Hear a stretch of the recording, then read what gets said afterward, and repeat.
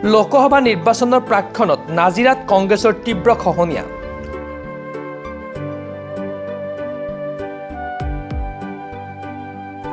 সহস্ৰাধিক কংগ্ৰেছ কৰ্মী বিজেপিত যোগদান। সমাগত লোকসভা নিৰ্বাচন। লোকসভা নিৰ্বাচনক লৈ তৎপৰ হৈ পৰা দেখা গৈছে শাসক পক্ষ বিৰোধী ৰাজনৈতিক দলসমূহ। আজি আমাৰ কেন্দ্ৰীয় চৰকাৰ ৰাজ্য চৰকাৰ ভাৰতীয় জনতা পাৰ্টীৰ চৰকাৰ আছে যিহেতু আজি কেন্দ্ৰীয় চৰকাৰ আৰু আমাৰ অসম চৰকাৰ যিবিলাক উন্নয়নমূলক কাম কাজ আৰু ভাৰতীয় জনতা পাৰ্টীৰ যি নীতি আদৰ্শ এই নীতি আদৰ্শৰ প্ৰতি আকৃষ্ট হৈ বিভিন্ন দায়িত্বত থকা আজি যিসকলে জইন কৰিছে আজি 14গৰাকী মহিলাই জইন কৰিছে তেওঁলোকে বিভিন্ন ধৰণৰ সমাজৰ লগত জড়িত হৈ থকা এখন বিয়াগুম সমাজৰ লগত জড়িত হৈ থকা মহিলা হয়।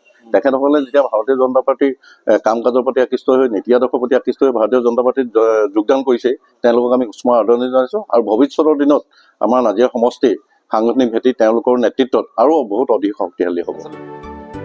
কংগ্ৰেছৰ দুৰ্গ হিচাপে খ্যাত নাজিৰা সমষ্টিত দেখা গৈছে লোকসভা নিৰ্বাচনৰ প্ৰাক্ষণত বিজেপি দলৰ নীতি আস্থাৰ প্ৰতি আকৃষ্ট হৈ বিজেপিত যোগদান সহস্ৰাধিক কংগ্ৰেছ কৰ্মী।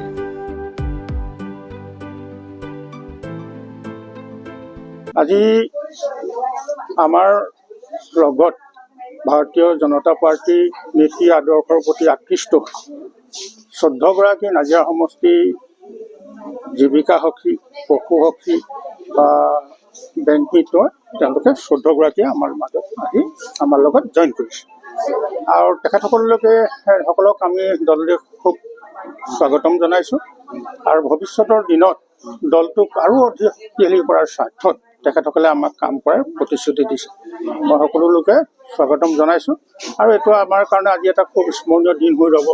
তেখেতসকলে স্বইচ্ছাই আহি জইন কৰিছে আৰু তেখেতসকলৰ নেতৃত্বত বহু মহিলাই আমাৰ দলত পৰৱৰ্তী পৰ্যায়ত জইন কৰাৰ কথা তেওঁলোকে ঘোষণা কৰিছে।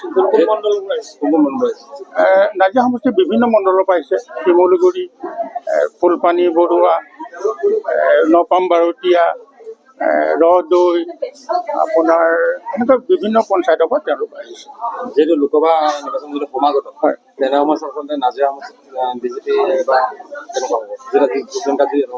এনেকুৱা কথা আজিৰ তাৰিখত বিজেপিৰ বাহিৰে অন্য দলৰ কথা কোনো চিন্তা নকৰে।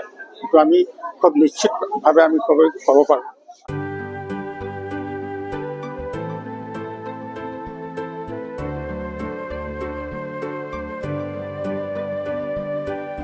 নাজিৰাৰ পৰা জুলফিকাৰ আলীৰ ৰিপৰ্ট, প্ৰাতঃ টাইম ডিজিটেল।